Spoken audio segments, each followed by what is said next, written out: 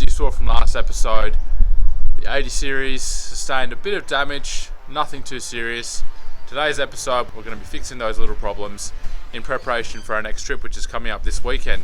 So, power steering pump needs replacing. I've already got it. Also noticed as I was driving up to the Bentley Ranges, the washer wiper motor is not working either. We went through heaps of bugs, they all splattered on the windscreen, and as I'm trying to wipe them off the windscreen, it's just smearing their guts all over it. So I couldn't wash them off, so I've got to fix that as well. Also bought some new sway bar link bushes, just going to be replacing those just because we lost that one on the way home as well. I think that's about it. So after we fix all those problems, going to be cleaning the 80 series as well, and I'll give you a few tips on how to clean for a cheap price. So just off camera guys, I've already taken the power steering pump out. Looks okay, but obviously that seal's just blown there, which has let all the fluid out. It was whining a bit as well, so I'm just going to be replacing it with a new one. I thought I'd just take it out off camera just because it's a little bit hard to film down there. You can't even see it really, just behind the alternator. All the way down behind there, that's where the power steering pump is. So I won't really bother with filming that sort of thing just because you guys can't really see. However, I will film just taking this apart. I've got to take this gear off and put it on the new one. So I'll just film that and show you guys how to do that. So just using a pretty heavy duty glove, you can actually hold it firmly and undo this top nut. Just like that. And then using a gear puller and the right impact gun, you can undo it quite easily and it just pops right off. This little tab here is really important. You're going to need to keep that with the new pump. The new pump looks absolutely awesome. Can't wait to get it in and feel the difference. And just as a side tip, I'm putting a little bit of grease on the new rubber seal just so when I put the pump in the car, it doesn't drop out of position. The grease just acts like glue. And I'm just cleaning the gear of any old oil or grease. And that new tab basically slides onto the new pump like that. And just give it a few very hard hits because it's a press fit. And then once again using the glove to do the nut up. There is a torque setting, but you know, just tight should be good. And then just getting the hose on there, ready to go in. Just put the new pump in. Put a little bit of fluid in there. I'm just got to obviously top it up after I've turned the car on. So yeah, first time testing it out, see if it works, eh? Hopefully nothing blows up on me. Bit nervous.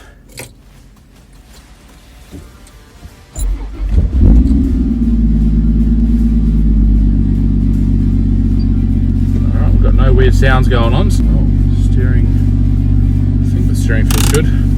Just going to put some more fluid in and see how we go. Alright, so just topped it up.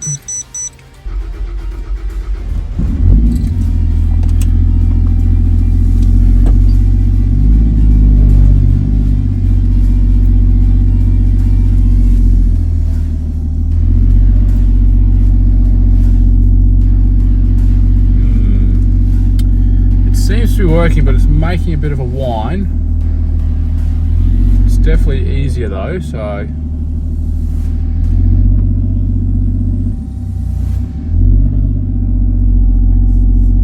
alright, let's see if there's any leaks, eh? So check the fluid, it's low again, so I'm just assuming the whine is coming from a lack of fluid, just because as I'm turning it's getting the fluid throughout the pump and all the pipes that I've lost all the fluid from. So I've just got to go get some more fluid and we'll top it up even more. Just taking this for a drive right now. I mean, compared to what it was, it is like luxury.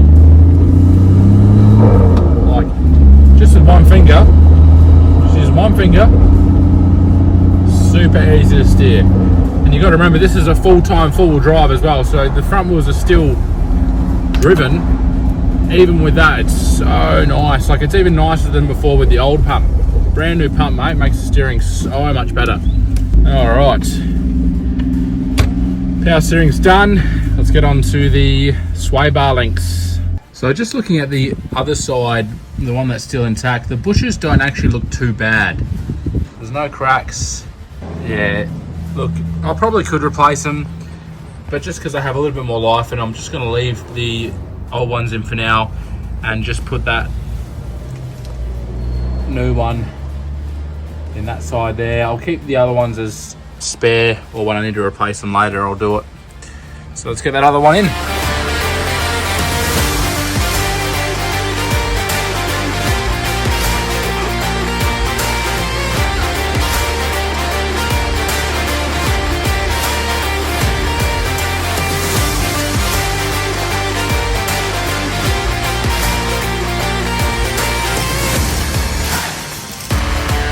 I had to find a bolt from the shed just to make do with. Yeah, it's the right size, the right width. It fits in there pretty snug, so I'm pretty happy with that. So that'll hold for the rest of time now. So it was time to diagnose and fix the washer pump. So the pump wiring was harder than I thought. I tried everything. I tried wiring up the three-way valve system, and that worked fine. I tried cutting the wires down below to see if there's a wiring issue down below. Absolutely no problems at all.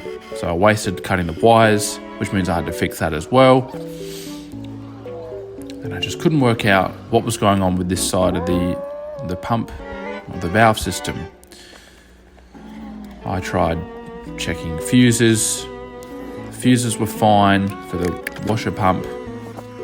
No issues there, so there's power getting through the fuses. I even tried putting a piston in there, see if that will fix it. Still nothing. I searched online for answers. I just wanted to know what was wrong. And then I came across this channel. This channel actually gave me a few answers, so I thought I'd subscribe to it. The idea it gave me was to take off the reservoir and to see if there was an issue on this side. And as I took the reservoir out and checked the fluid inside, it was algae. So I decided to try and trace the wires to where the issue could be. And after a very long time of tracing wires, I finally came across the problem. One eternity later. Well guys, after about an hour and a half of checking relays, after checking fuses, where certain wiring goes, look at this, mate. Look at this spaghetti. This car literally has a million accessories. You got this on the secondary battery, and then this on the primary battery. I mean, how many accessories does it have? It's just crazy. One day I'm going to buy one of those boards that have all your wiring just neatly plugged in, just to save all of the spaghetti wiring. Anyway, found the problem. It was just some faulty old wires, so I basically cut them out and then wired it straight in to the original wires just to see if that works. Yes, it does. I've tested it. Well guys, it's the simple things, I gotta tell you. Oh, such a relief. Alrighty, on to the next, guys. The guard. So, gotta get this thing properly on. Right now it's just stuck on there with sticky tape. So let's get this on properly.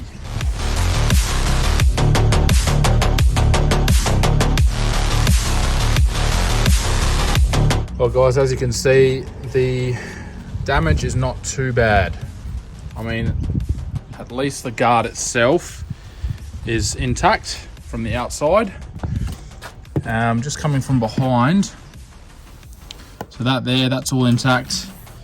This one here though, this one's snapped. So basically that used to be a part of down in there. And then this one here is intact somewhat. However, it's snapped off slightly. So I'm gonna have to glue that back on and then try and glue this on. I've got this pretty strong glue.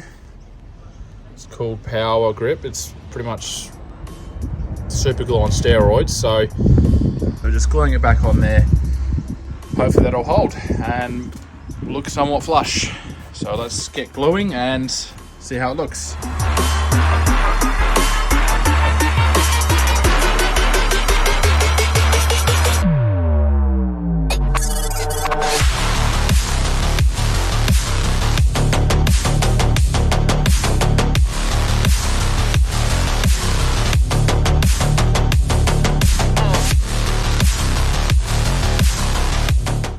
guys, have a look at that, eh? It's still got a bit of the sticky tape residue. I'll get that off later, but yeah, much nicer. Sitting flush back where it was, so it's almost like it never happened. Just one more thing we need to fix, guys, before we get into washing the car is the UHF. As you can see, the wires have come off. Just holding on by one wire there. That's probably why in last episode I was able to just hear the convoy instead of being able to communicate with them. So hopefully it's a simple fix. I'm just going to be trying to re-solder those wires back onto those pins there. So if we can get that going successfully, then we've got a fixed UHF and I won't have to fork out lots of money to buy a new one.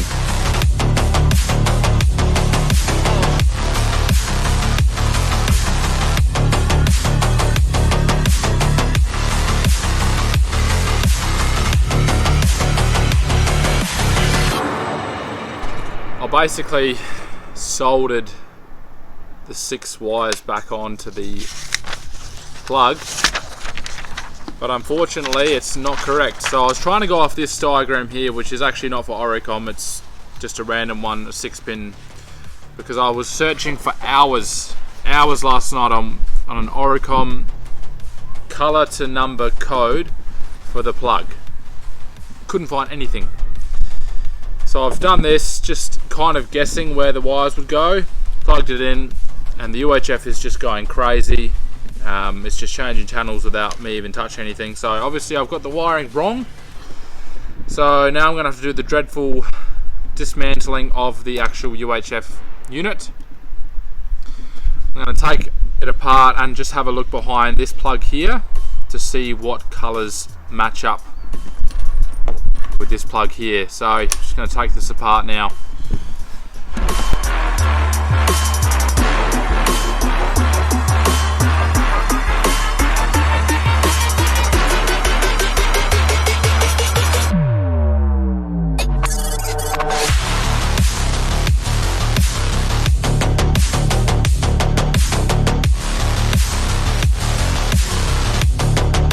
For the first time in Rig It Up history, I have given up.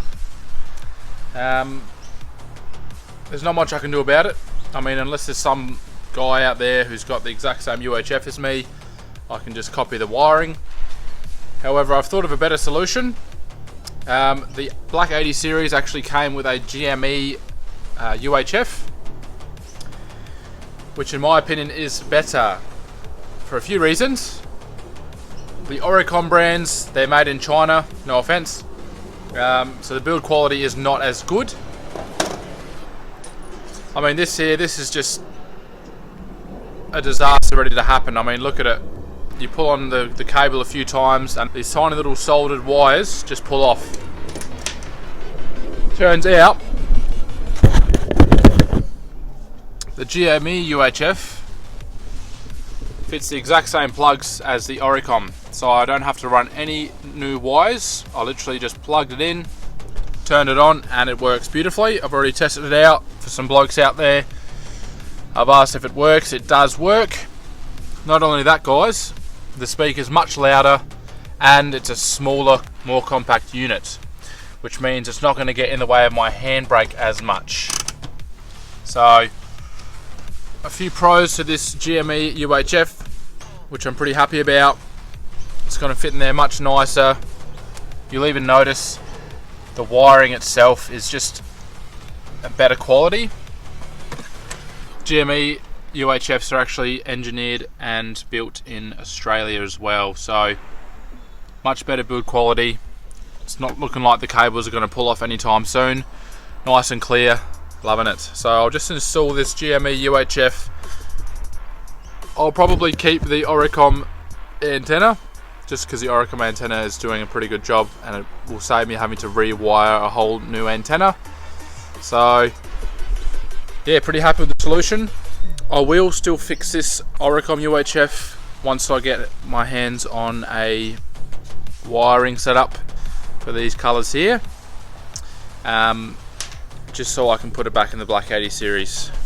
So I've had a thought as I've been cleaning up this area. I'm actually going to move the GME UHF unit slightly over here, just because in between the seat and the center console. It's just an awkward spot. Not only does the handbrake get in the way when you pull it up, but it's also just annoying to have to, you know, turn around, look down at it, and then try and change channels, or, you know, just see what's going on down here. It's just a bit more convenient having it right there next to my leg. Because it is such a small unit, it's not going to get in the way of the seat or my leg. So it should just tuck away nicely just down in that spot there, and it's nice and close to where it mounts as well.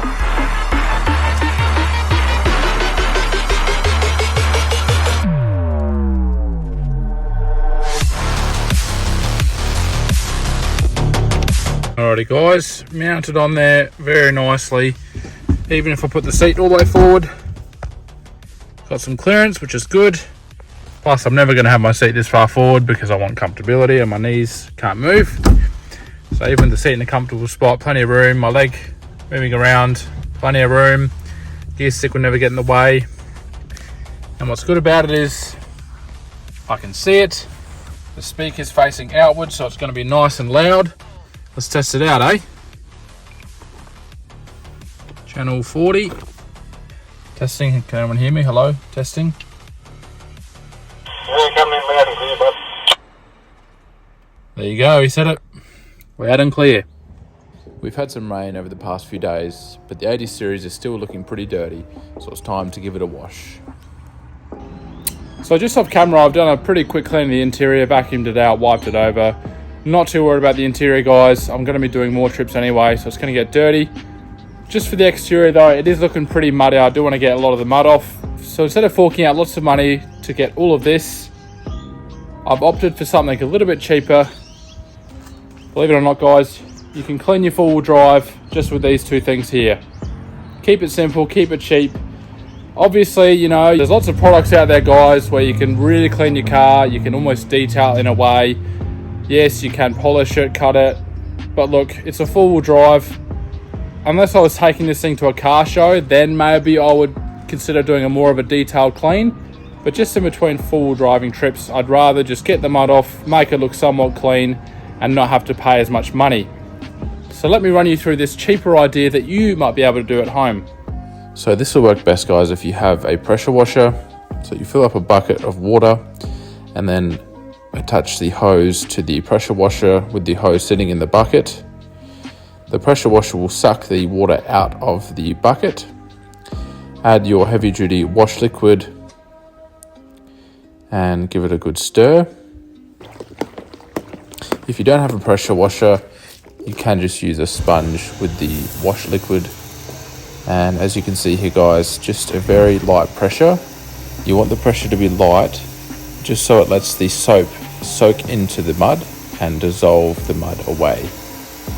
So I'm going to be covering the whole car with this soap, dissolving most of the mud with a light pressure, and then afterwards going over with the heavy pressure and rinsing it off. Sit back, relax, and enjoy the cleaning process.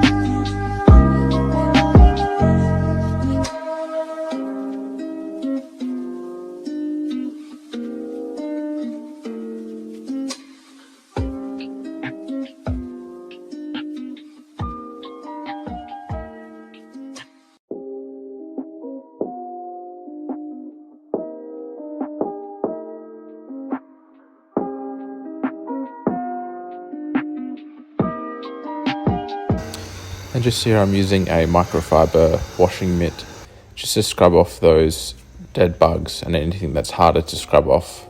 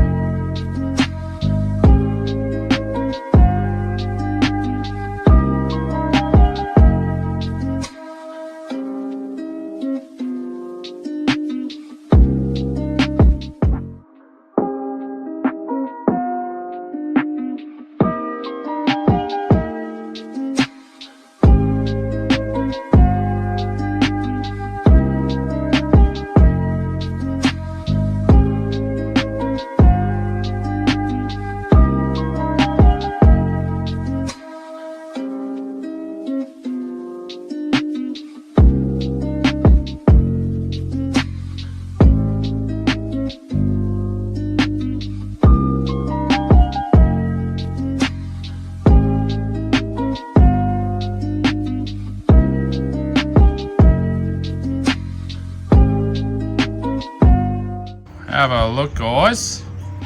It's looking very clean. I wasn't too keen on this colour when I first got the car, but it's growing on me. It's looking really nice. The paintwork on this car is actually it's in really good condition, so I guess I'll be keeping the Raptor off it for a longer time. Well, the wheels are now black again instead of brown. So I don't think I'm going to be able to get the car 100% clean just because there was that much mud on it, but I don't really mind just because, you know, it's a four-wheel drive. It's not supposed to be super clean. Side steps are looking nice and black again. And also under the car, guys. It's looking pretty clean under there now. Give you a look from the other side. I mean, you can actually see the colour of the chassis now. It's black. So looking very nice and clean under there now. At the end of the day, it's important to keep your car cleanish, dirt and mud free. Not only does it add a bit of weight, I mean, it's not that much, but honestly, guys, there's probably about 20 kilos of mud there that's just been weighed off the car. But it also just helps prevent rust, because if you've got a little bit of dirt sitting there in your car and over time it gets wet and then dry, wet and dry, the water actually stays in the dirt. The dirt absorbs the water, and if there's water sitting somewhere in metal, it's going to rust quicker. So making sure that you get all of the dirt out of the car as quick as you can is also going to help prevent that rust. So now I've got all those problems solved, guys. The car is ready to go again. I'm going away this weekend coming up to Peak. It's a sand dune four-wheel driving track. So stay tuned for some sand dune four-wheel driving videos. It's going to be fun. Please subscribe, guys. It helps me out. I'll catch you in the next episode.